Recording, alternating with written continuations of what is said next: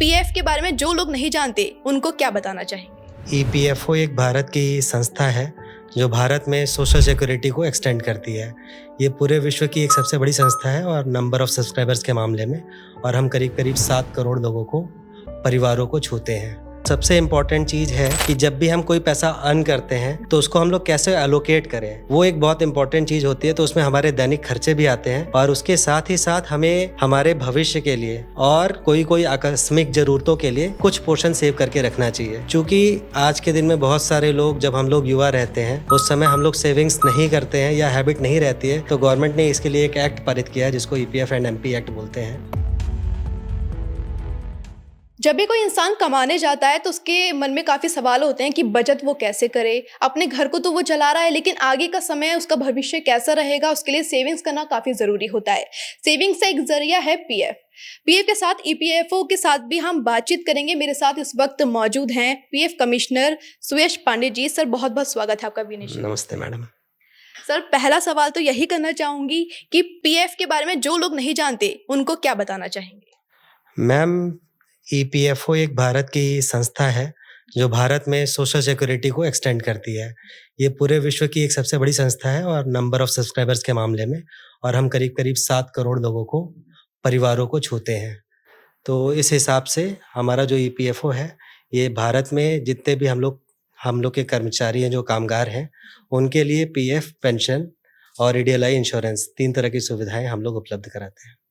अच्छा, जब पेंशन का नाम होता है तो बुजुर्गों के मुंह पे तो एक अलग ही रोशनी नजर आती है, खुशी नजर आती है कि अब पेंशन का वक्त आ गया है। तो अगर हम यूथ की बात करें, अभी यूथ भी आ रही है ऐसे सेक्टर्स में जो काम करना चाहते हैं और उनको भी चाहिए कि हमारी भी सेविंग्स साथ साथ होती रहे। खर्चा तो चल रहा है लेकिन सेविंग्स भी होती रहे।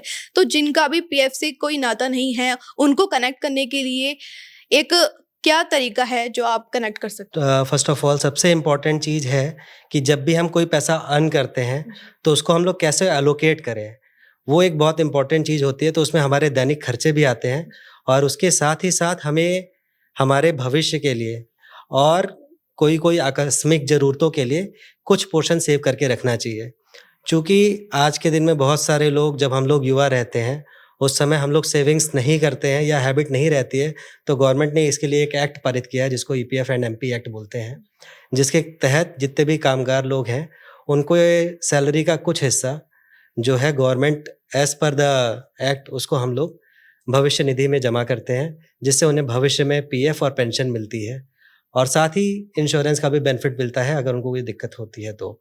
इसी क्रम में अगर आपका कोई ऐसी संस्था है जहाँ पे पीएफ एक्ट लागू नहीं होता है या कोई अन्य पेंशन या पीएफ स्कीम लागू नहीं होती है, वहाँ के कामगारों से मेरा विशेष निवेदन रहेगा कि अपने सैलरी का कुछ हिस्सा ज़रूर ही अपने बुढ़ापे के लिए और आकस्मिक कार्यों के लिए ज़रूर से संजो के रखें। अच्छा, डिजिटल इंडिया की बात करें तो सब कुछ डिजिटल हो गया है। तो एक चीज़ ये भी है, जैसे पहले हम कागज़ी कार्य करते थे, अब हम डिजिटल प्लेटफ़ॉर्म के थ्रू वो सारे काम करते हैं। लेकिन अभी पुराने समय में कुछ लोग ऐसे हैं जिनको ये जानकारी नहीं है कि सब चीज़ें डिजिटली उनके पास उपलब्ध हैं। वो कैफ़े के पास जाते हैं, कई लोगों के पास जाते हैं, कहीं न कहीं उनका पैसा भी बहुत खर्च होता है। तो वो डायरेक्ट किस तरह से जुड़ सकते हैं, पीएफ अपना निकाल सकते हैं, कैसे काम कर सकते हैं? मैडम, करीब 2016 के आसपास से ईपीएफओ ने अपने सारे जो क्लेम्स का निस्तारण है, जो आवेदन है, उसको ऑनलाइन कर दिया था। तो आज के दिन में हमारे पास 99% से ज़्यादा क्लेम जो आते हैं नोएडा में, वो ऑनलाइन आते हैं और उसे ऑनलाइन हम लोग सेटल करके, प्रोसेस करके मेंबर्स को इंटीमेट भी कर देते हैं, जो उनके फ़ोन पे मैसेज चला जाता है और उनके पोर्टल में लॉगिन करके चेक भी कर सकते हैं। रही दूसरी बात, जो फिज़िकली लोग यहाँ पे आते थे हमारे पीआरओ में, वो पहले यहाँ पे आके पर्ची लेते थे। अभी हमने एक क्यूआर कोड के नीचे सुविधा भी लगा दी है, आपने देखा होगा। वो क्यूआर कोड को स्कैन करके यहाँ पे पीआरओ में अगर उनको फिज़िकली भी मिलना है तो उसका ऑनलाइन अपॉइंटमेंट ले सकते हैं। ये क्यूआर कोड हमने ईमेल के माध्यम से व जो फ्लायर्स होते हैं उनके थ्रू भी कई अपने एस्टेब्लिशमेंट्स में हमने पहुँचवाया है। और कभी भी हम लोग निधि आपके निकट या कोई भी अपना हम लोग जो एक कैंपेन करते हैं जिसमें हम लोग अपने मेंबर्स की तरफ पहुँचते हैं, उनके पास या एम्प्लॉयर्स के पास पहुँचते हैं, तो वहाँ पे हम उनको क्यूआर कोड भी शेयर करते हैं ताकि उनको कोई भी ज़रूरत हो तो हम पे संपर्क कर सकते हैं। इसके अलावा हमारी जो ग्रीवांसेज़ हैं वो भी सारी रिसीट्स ईपीएफआई जीएमएस के थ्रू ऑनलाइन होती है और आरटीआई भी ऑनलाइन है। तो मोर और लेस सारी सुविधाएँ जो है एम्प्लॉयर के लिए, एम्प्लॉयी के लिए और पेंशनर के लिए, इवन जो डीएलसी भी पहले फिजिकली होता था वो घर बैठे अपने मोबाइल फ़ोन के माध्यम से, एंड्रॉयड ऐप के माध्यम से कर सकते हैं। अभी हमने कई लोगों को देखा है कि वो जागरूक करने के लिए कई कैंपेन करते हैं, जैसे आपने अभी मेंशन किया अपने जवाब में। तो अभी कभी आपने एक अधिकारी के रूप में सोचा है कि आप आम जनता से जुड़ने के लिए अपने लेवल से क्या कर सकते हैं? मैडम, एक तो हम लोग का सोशल मीडिया अभी एक बहुत ही अच्छा टूल बन गया है, जिसमें लोग अपने ज़्यादा लोगों से जुड़ने का एक अच्छा टूल है। इसके अलावा जो हमारे पास पीआरओ में ग्रीवांसेस आते हैं वो, इसके अलावा जो हमारा निधि आपके निकट है, और इसके अलावा जो हमारे कंप्लेंट्स वगैरह आते हैं, तो ये सब हमारे साधन हैं जिससे हम लोगों के बीच जाते हैं, उनकी जो भी ज़रूरतें हैं उनको समझते हैं और उनका निष्पादन करते हैं। सर, आपने बखूबी सारे सवालों का अच्छे से जवाब दिया है, लेकिन एक सवाल फिर भी मेरे दिमाग में वो रह रहा है। होता है ना, एक यूथ के दिमाग में कोई ना कोई सवाल रह जाता है बीच में। तो एक युवा हमेशा ये सोचता है कि सरकार हमारे लिए कई योजनाएँ लाई है, कई सुविधाएँ दी हैं।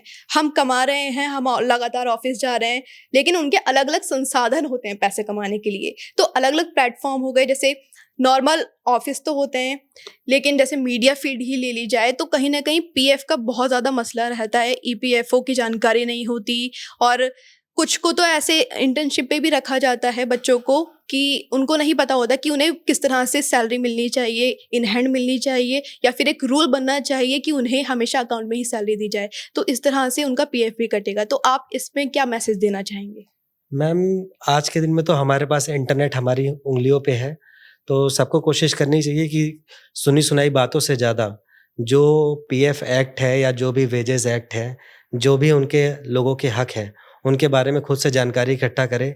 हर जितने भी हमारे नियम हैं, जितने भी कानून हैं, जैसे पीएफ के लिए ईपीएफओ है, ईएसआईसी के लिए ईएसआईसी है, ईएसआई बेनिफिट्स के लिए ऐसे ही लेबर कमिश्नर ऑफ़िस है, तो अपनी ज़रूरतों को पहचानें, अपने राइट्स को जानें, और अगर कहीं पे उनका हनन हो रहा है, तो एप्रोप्रिएट अथॉरिटी को वो जाके अपना पक्ष रख सकते हैं, जिस पे ज़रूरतः उचित कार्रवाई की जाएगी मैडम।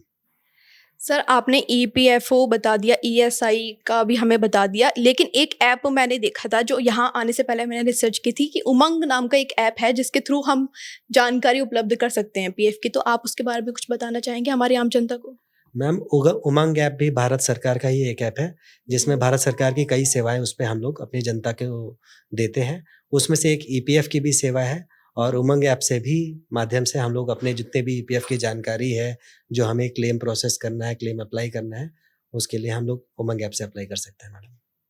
बहुत-बहुत शुक्रिया सर हमारे सभी सवालों का जवाब देने के लिए।